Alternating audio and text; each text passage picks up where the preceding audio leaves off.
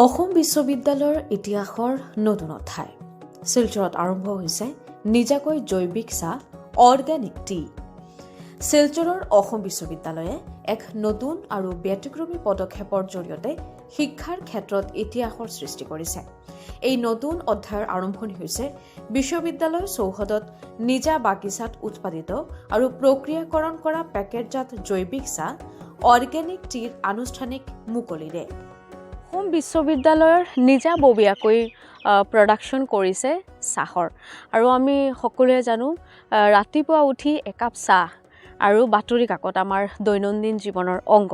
আৰু এইবাৰ অসম বিশ্ববিদ্যালয়ৰ 0.75 হেক্টৰ মাটিত খেতি কৰিছে চাহৰ। এই দূৰদৰ্শী প্ৰকল্পটো বিশ্ববিদ্যালয়খনৰ উপাচাৰ্য অধ্যাপক ৰাজীৱ মোহন পন্থৰ মগজুৰ সৃষ্টি। ইয়াৰ জৰিয়তে অসম বিশ্ববিদ্যালয়ে বহনক্ষম চাহ খেতি, পৰিৱেশ অনুকূল উৎপাদন আৰু অভিজ্ঞতা ভিত্তিত শিক্ষাৰ এক অনন্য নিদৰ্শন দাঙি ধৰিছে। প্ৰথম পৰ্যায়ত প্ৰমাণিত জৈৱিক প্ৰথম ফ্লেক্স আৰু দ্বিতীয় ফ্লেক্স চাহ বজাৰলৈ অনা হৈছে, যাৰ সূক্ষ্ম সুগন্ধি আৰু প্ৰবল সোৱাদে অসমৰ চাহ পৰম্পৰাক নতুন ৰূপত উজ্জ্বল কৰি তুলিছে। ये चाय का आइडिया हमारा 5 जून 2022 को पर्यावरण दिवस जो मनाते हैं, हम लोग वृक्षारोपण कर रहे थे। उसी समय एक आइडिया आया कि क्यों ना हम एक टी गार्डन ही अपना बना लें, और हमने 5 जून 2022 को अपने पहले टी गार्डन का प्रारंभ किया।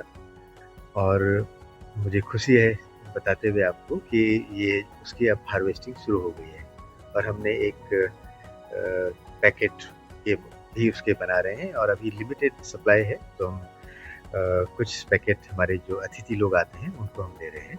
और ये पूरी ऑर्गेनिक है, और साथ ही साथ इसमें 17 स्पीसीज की चाय है, जो कि हम हमारे शोध में भी काम आ रहे हैं।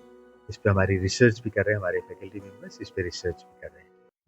এই পদক্ষেপৰ বিষয়ে অধ্যাপক পন্থে কয়, এই প্ৰকল্পটো বহনক্ষম উন্নয়ন, উদ্ভাৱনী চিন্তা আৰু আঞ্চলিক ঐতিহ্যৰ প্ৰতি গৌৰৱৰ এক সুন্দৰ মিশ্ৰণ।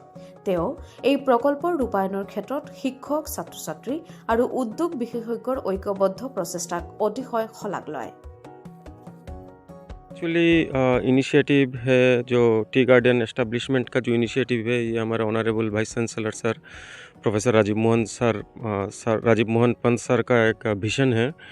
तो इसमें हम लोगों ने क्या किया कि 2 टी गार्डन हमने एस्टेब्लिश किया। तो ये 3 साल पुराना एक टी गार्डन है, एंड इसका प्रोडक्शन इसी साल से शुरू हुआ है। तो ये जो हम लोग टी गार्डन जो मैनेज कर रहे हैं, ये ट्रूली ऑर्गेनिक इन नेचर है। हम मोस्टली ऑर्गेनिक मैन्योर ही अप्लाई कर रहे हैं, और इसमें हम फर्टिलाइज़र, पेस्टिसाइड कुछ भी अप्लाई नहीं कर रहे हैं। और मैंने जैसे बोला कि ये प्रोडक्शन शुरू हुआ है, तो हमने इस जो अभी बहुत ज़्यादा प्रोडक्शन नहीं हो रहा है, बट जितना हो रहा है हमने उस प्रोडक्ट का नाम रखा है organic tea. So AU organic tea. And specially हम जो गेस्ट यूनिवर्सिटी में आते हैं उनको एज ए गिफ्ट और as a token of love हम उनको ही प्रोवाइड कर रहे हैं। कोई प्रोडक्शन यूनिट नहीं है। अभी हमारे यहाँ से टी प्लकिंग होता है, जो प्रोसेस होता है रोजकांदी टी गार्डन में, पैकिंग भी वहाँ होता है। तो ये मोस्टली उन लोगों का ही क्रेडिट जाता है। ৰোজকান্দি চাহ বাগিচাৰ জেনেৰেল মেনেজাৰ IB উবাদিয়ায়ো এই সফলতাত উল্লেখযোগ্য ভূমিকা পালন কৰিছে। শিলচৰৰ পৰা আখি দাস, লোকেল 18।